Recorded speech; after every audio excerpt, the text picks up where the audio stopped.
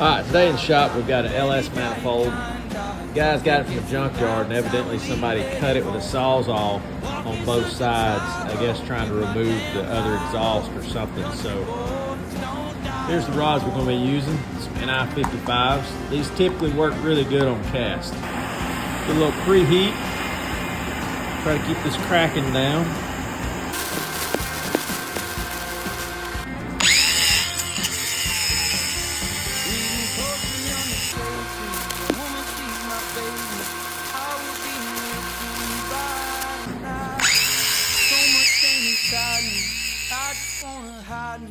They wanna hear me sing my songs under light. Alright, we got it wrapped up in this welding blanket here. I'm gonna let it cool slowly.